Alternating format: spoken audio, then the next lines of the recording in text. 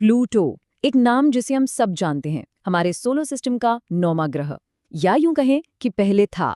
आज एक रहस्य है, एक बहस का मुद्दा है।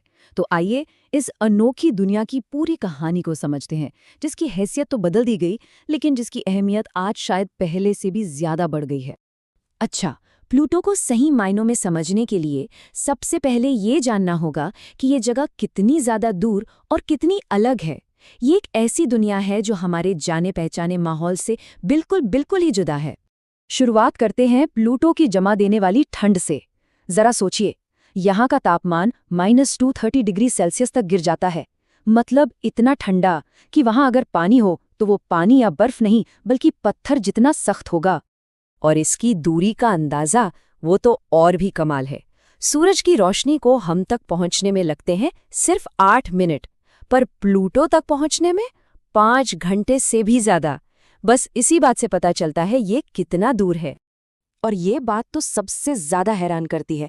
प्लूटो पर 1 साल का मतलब है हमारी धरती के 248 साल। इसका मतलब है कि अगर किसी का जन्म प्लूटो पर हुआ होता तो वो आज तक अपना पहला जन्मदिन भी नहीं मना पाता। तो चलिए अब जरा इसकी कहानी में उतरते हैं। कैसे प्लूटो एक ग्रह बना और फिर अचानक से उसे उस लिस्ट से हटा दिया गया। ये एक दिलचस्प सफर है। ये कहानी शुरू हुई 1930 में, जब सिर्फ 23 साल के एक खगोल शास्त्री क्लाइड टॉम्बो ने इसे खोजा और इसका नाम प्लूटो, वो नाम इंग्लैंड की एक 11 साल की बच्ची वेनिशिया बर्नी ने दिया था। कितना अच्छा है ना। लेकिन 76 साल तक एक ग्रह रहने के बाद 2006 में सब कुछ बदल गया। तो सबसे बड़ा सवाल यही उठता है कि आखिर ऐसा क्यों हुआ? क्यों एक पूरे ग्रह को अचानक से डिमोट कर दिया गया?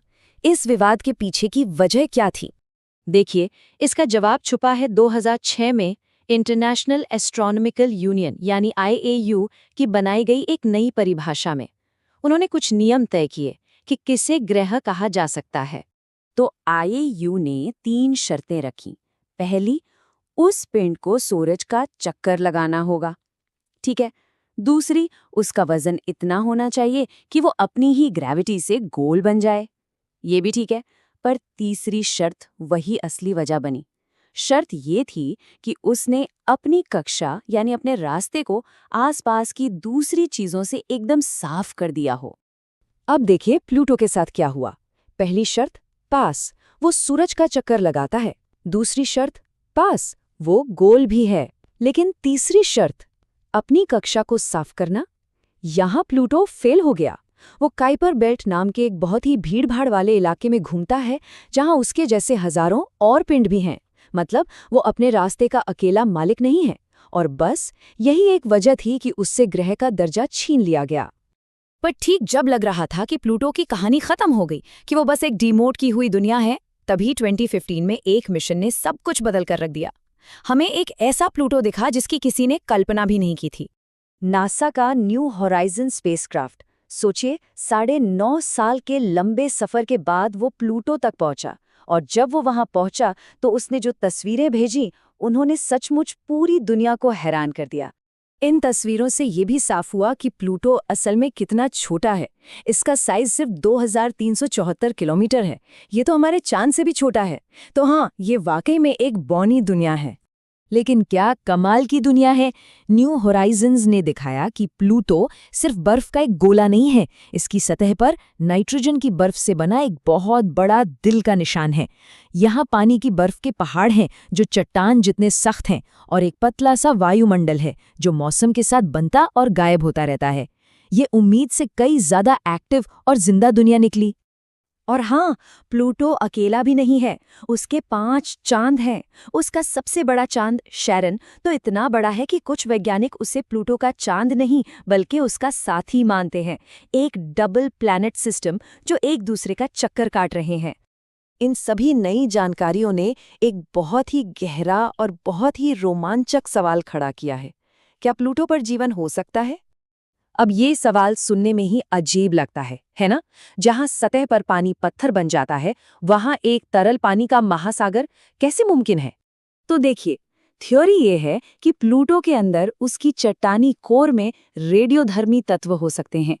ये तत्व धीरे धीरे गर्मी पैदा करते हैं और यही गर्मी अंदर से ऊपर की मोटी बर्फीली परत को नीचे से पिघला सकती है, जिससे सतह के नीचे तरल पानी का एक विशाल छिपा हुआ समंदर बन सकता है।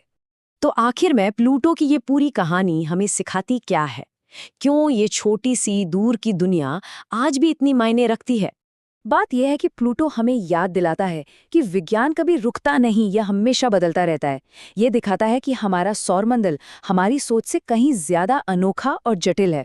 और ये साबित करता है कि खोज करने की प्रेरणा कहीं से भी आ सकती है, एक नौजवान से या एक 11 साल की बच्ची से। प्लूटो की कहानी बताती है कि कभी-कभी सबसे छोटी दुनियाओं में ही सबसे बड़े राज छिपे होते हैं। अंत में प्लूटो हमें बस एक जरूरी बात याद दिलाता है, इस ब्रह्मांड में अभी भी इतना कुछ है जिसे हम नहीं जानते और जिसे खोजना बाकी है। और शायद यही जिज्ञासा, यही खोज विज्ञान की सबसे खूबसूरत बात है।